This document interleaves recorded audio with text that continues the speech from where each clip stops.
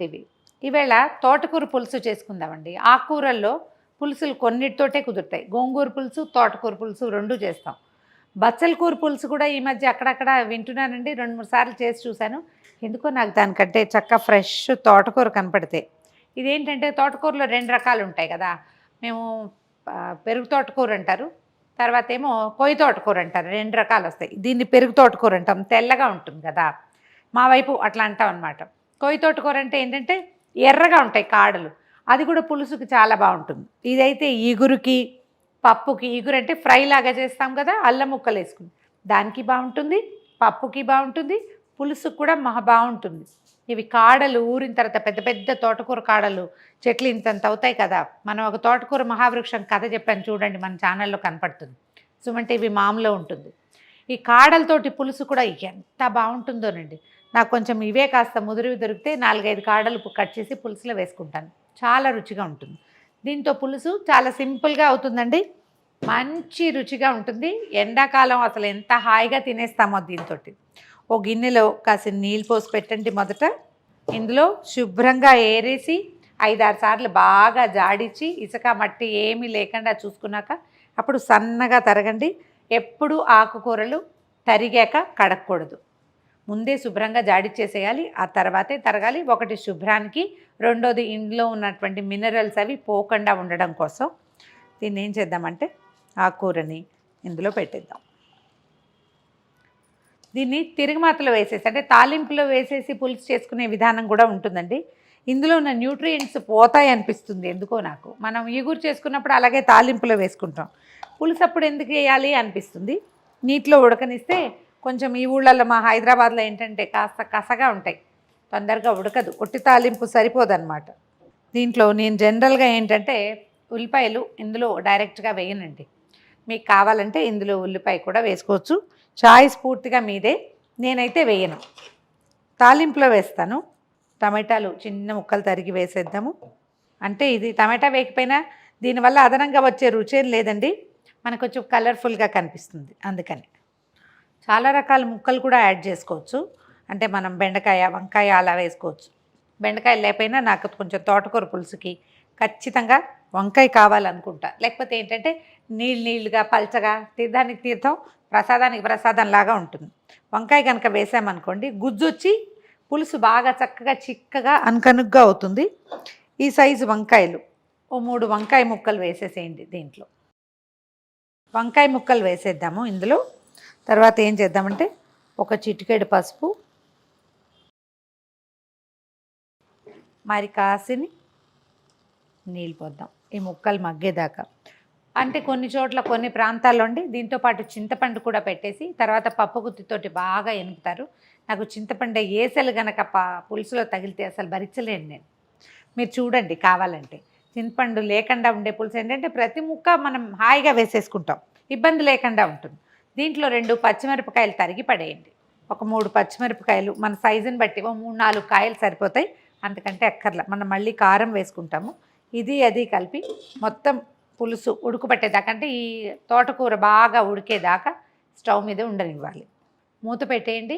ఆకుకూరలు ఉడికించేటప్పుడు మూతలు లేకుండా ఉడికిస్తే వాటిలో ఉన్న న్యూట్రియంట్స్ అన్నీ పోతాయి. అది మ్యాక్సిమం ఎక్స్టెంట్ ఉడికిపోయాక మూత తీసేసేయచ్చు. దాదాపుగా తోటకూర మగ్గిపోయినట్టే కనపడుతోంది. ఏం చేద్దామంటే చింతపండు పులుసు తీసి పక్కన పెట్టాను. ఇది ఒక 3 కట్టల తోటకూర, ఓ 3 వంకాయలు, ఒక టమాటా వేసాం కదా. దీనికోసం ఒక్క ఉల్లిపాయ చిన్న ముక్కలు తరిగి పక్కన పెట్టాను.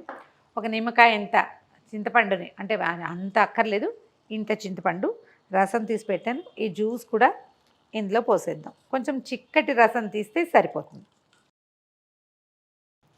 దాన్ని ఉడకనిద్దాము. ఏం చేద్దామంటే ఉప్పు వేసేద్దాం.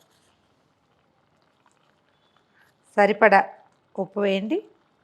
తర్వాత కారం కూడా ఇప్పుడే వేసేసుకోవచ్చు.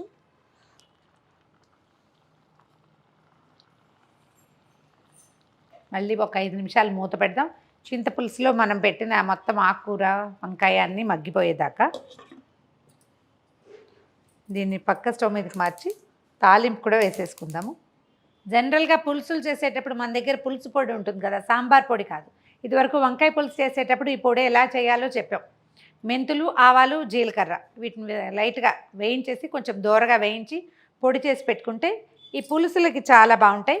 కావాలంటే ఎండుమిర్చి కూడా ఇందులో వేసుకోవచ్చు, మన చాయిస్, మన అలవాటుని బట్టి. ఓ 2 స్పూన్ల పొడి వేసేద్దాము. మంచి వాసన వస్తుంది. పులుసుల్లో ఎప్పుడు మెంతుల వాసన చాలా రుచిగా ఉంటుంది. చింతపండుకి కాంబినేషన్ అన్నమాట. తాలింపు పెట్టేద్దాము.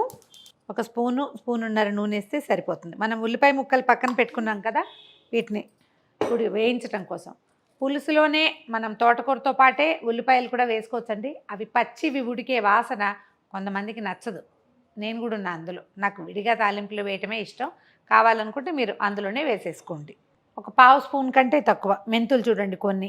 ఇవి చింతపులుసు కదా, దీంట్లో మెంతులు నానితే మంచి రుచి వస్తుంది. పులుసులో ఉన్నటువంటి కొన్ని దుర్గుణాలు పోతాయి. చింతపండు వాడేటప్పుడు దాంట్లో ఏవో బ్యాడ్ క్వాలిటీస్ ఉంటాయి. వాటిని చింతపండు, ఆవాలు, మన మెంతులు, ఆవాలు అవి లాగేసుకుంటాయి. అందుకని ఖచ్చితంగా వీటిని వాడాలి. ఇదేదో చేదుగా ఉంటుందని అలా ఏం భావించకండి. అంత చేదేమి ఉండదు. అంత గిన్నెడి పులుసుకి 4 మెంతులు ఏం అడ్డమవుతాయి. మెంతులు వేగుతుండగానే ఒక 1/2 టీ స్పూను ఆవాలు, ఓ 1/2 టీ స్పూను మినప్పప్పు, ఓ 2 చిటికల జీలకర్ర, 4 ఎండుమిర్చి వేద్దాము. నేనైతే ఇంగు వేస్తానండి. మా వాళ్ళంతా పోట్లాడారు ఇంగు వేయడానికి వీల్లేదని. ఇంగు వేసుకోండి, రుచిగా ఉంటుంది. ఉల్లిపాయ ముక్కలు వేసేద్దాము.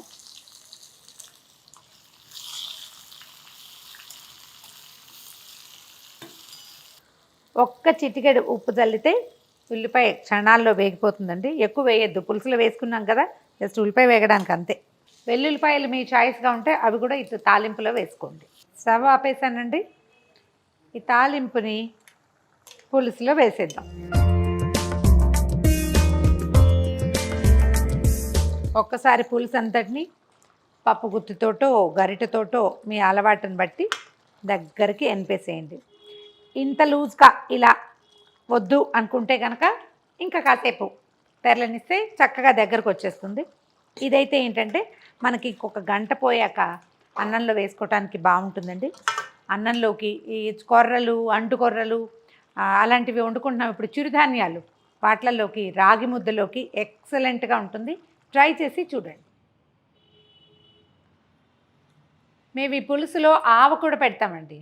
కొంచెం ఎండాకాలం వస్తే ఆవాలు తగ్గించేస్తాము. వర్షాకాలము, శీతాకాలము కనుక అయితే ఈ పులుసు అయిపోయాక దీన్ని దించి పక్కన పెట్టుకుని ఇన్ని ఆవాలు చిన్న గ్రైండర్లో వేసి గ్రైండ్ చేసేస్తాను.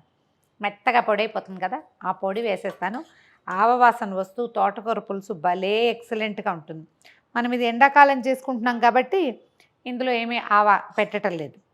ఆవ పెట్టి కూడా ట్రై చేయండి. ఒకవేళ మీ చాయిస్ అదైతే 2 పూట్ల మాత్రం తినకూడదండి. ఎండాకాలం ఆవ పులుసులు అవి తింటే కాళ్ళు పీకులు వచ్చేస్తాయని చెప్తారు. కమ్మగా చవులూరిస్తున్న తోటకూర పులుసు నచ్చితే ఈ రెసిపీ చక్కగా ట్రై చేయండి. మరిన్ని కొత్త రెసిపీల కోసం మా ఛానల్ని సబ్స్క్రైబ్ చేసుకోండి.